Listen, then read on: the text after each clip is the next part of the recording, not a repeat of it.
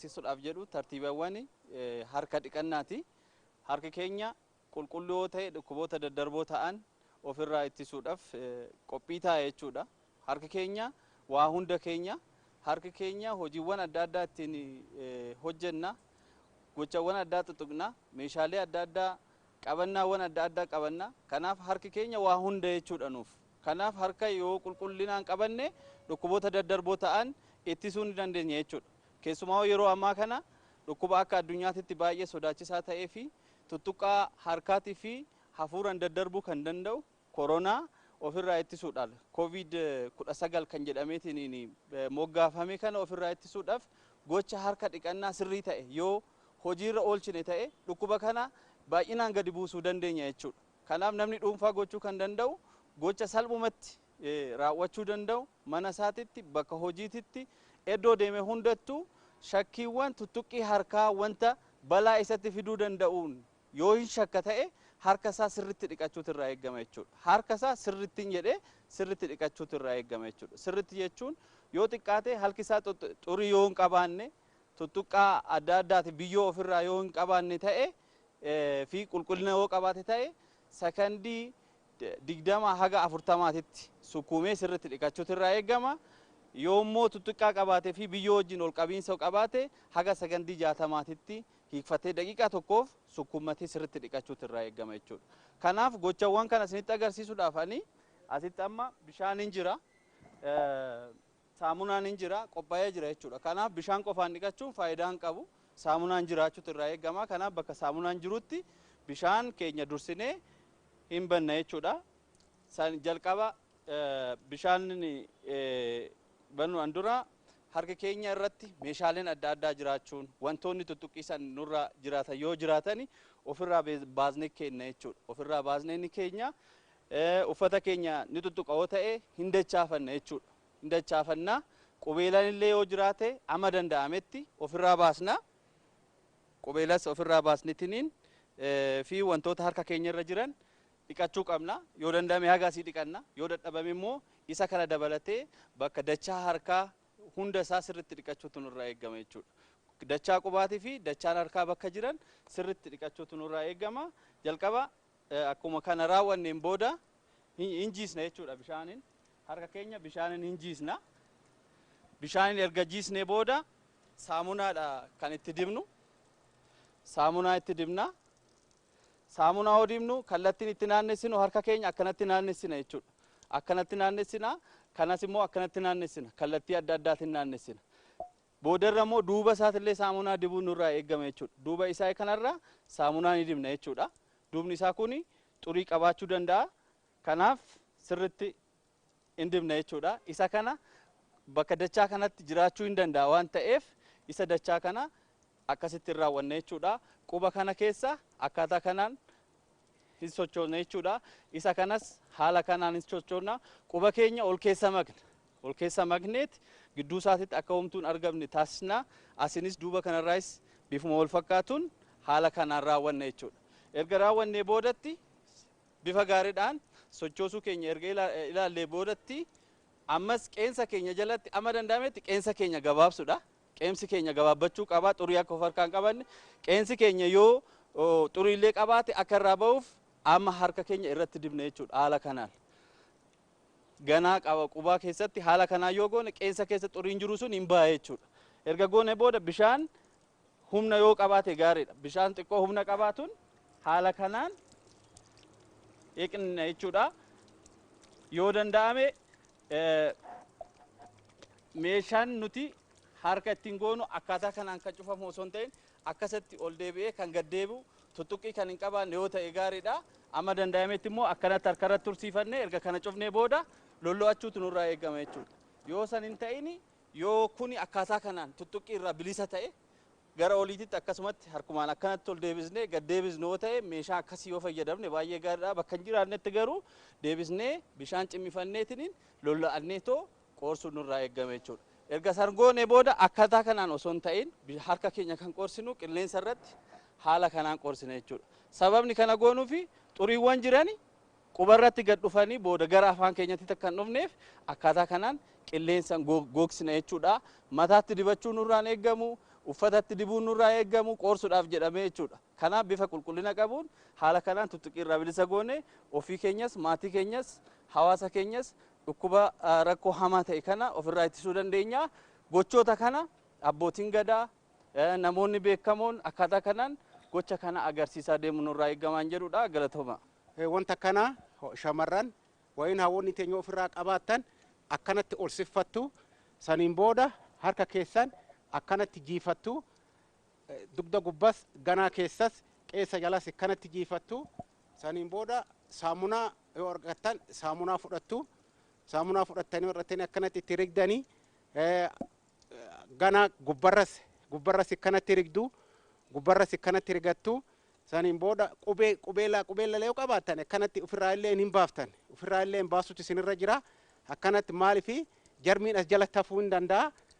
Saniin booda harka keessan keessa ganaa keessan keessa akkanatti dhiqattu bakkee harki dadacha'u akkanatti dhiqattu akkanatti kana keessa akkanatti gubbarra ganaa keessa akkanatti dhiqattu qeensa jalatti akka isin hin hafne immoo akkanatti rigdu qeensa keessan akkanatti rigdu qeensa keessan lachuu saniin booda sirritti sukkumtanii warrattanii sirritti yoo saamunaan dhabame daaradhaan warri ekseshinii fayyaa isin barsiisee jira ummanni baadiyaa kan jirtan yoo saamunaan hin jirre akkamitti akka dhiqatan Oromoon kaleessas arras hin beekaa akkamitti akka qulqullina ofii eeggatan hin beekaa bishaan kanallee xiqqoo labbadu jedhe gaariidha.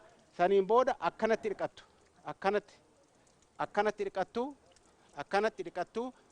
akkanatti harka keessan wal keessa yaaftanii warrattanii sirritti akkanatti dhiqattu jecha akkanatti harka keessan akkanatti wal keessa sirritti akkana gootu jecha akkana harki keessan akkanatti goggogotu irra jira harki keessan akkanatti goggog akkanatti ol akkanatti haa goggogu harki keessan akkanatti goggogee wanni asirra jiru jarri sunillee faana gogu jecha kanaan booda harki keessan qulqulluu ta'u harka keessanirraa gara afaanii kan jarmiin deemu sun irraa hin baraaramnu jecha kanammoo sabni Oromoo kalees arras hin beeka akkamitti akka qulqullina isaa eeggatu akkanatti dhiqattan.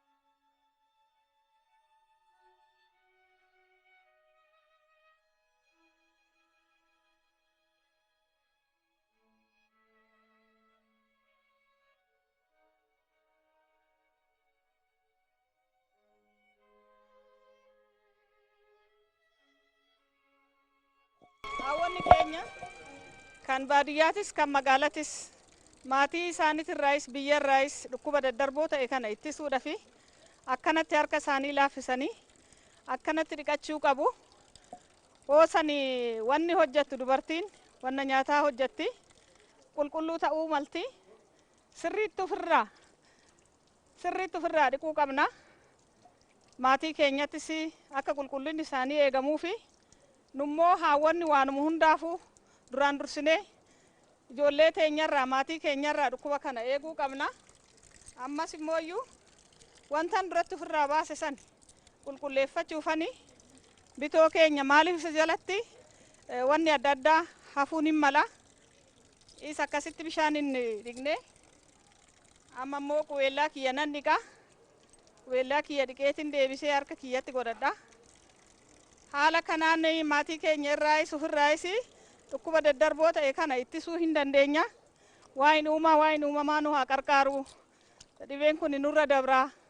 Jabaannee of haa eegnu jedha. Amma nan qorfadha. Harka kiyya nan qorfadha. Hoon nyaadhes nan nyaadha. Hoon nyaatas qopheesse nan qopheessa jechuudha. Waan inni waa baasu. Dargaggoonni keenya qeerroon foolleen humni oomishaa dhibee amma nutti dhufe kana sirnaan ofirraa qolachuuf jalqaba huccuu keenya ol dachaafannaa yoo danda'ame suufa kan uffannu yoo ta'e ofirraa baafna. Erga ol dachaafannee booda bareedee dacha'uu qaba.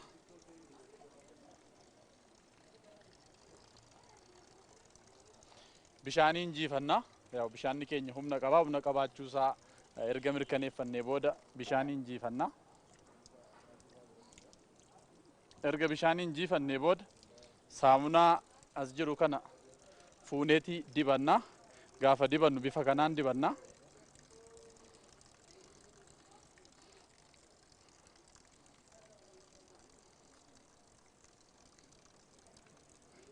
Irra sochoosuu qabna. Maaliif vaayirasiin keessatti jarmiileen garaagaraa quba keenya gidduu galuu waan danda'uuf kanaan booda kan goonu hamma danda'amaa ta'etti bifa kanaan gidduu qabannee miiccanna. Qalabatiidhaaf wantoonni harka keenyarra quba keenyarra jiran hin jiranii. Yoo quba keenyarra jiraate quba keenyarraa hin baasna. Kanaan booda erga akkasitti sukkuumannee qulqulleeffannee booda qeensa keenya gidduutti akka nafne barruu keenya irratti akkas goona. Kana irratti illee akkas goona. Kanaan booda gara bishaanitti deebisnee bishaan humna qabuun hin miiccanna, hin qulqulleeffanna.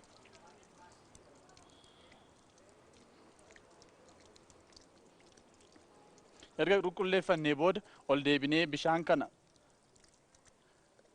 hir'isuun hin barbaachisu. Maaliif jarmiileen achirra jiran harka keenyatti deebi'anii bu'uu waan malaniif yoo danda'ame bishaan achii gadi cufamu sana fayyadamna. Erga akkas goonee booda maaliif fooxaatti waan qoorfachuun hin barbaachisu. Achii ol qabneeti bifa kanaan akka qoorfannu ta'a. Kanaan booda erga qoorfannee booda hamma tokko qeerroon foolleen abbootiin duulaa dargaggoonni keenya jarmii kanarraa of eeguu dandeenya. Inni guddaan garuu waaqni uumaa, waaqni Oromoo, waaqni Gadaa nurraa haa qabu, nu haa eegu jenna. Galatoomaa. Qeerroon keenyas akka kanatti, foolleen keenyas akka kanatti qulqullina keessan eeggadhaa jenna. Galatoomaa.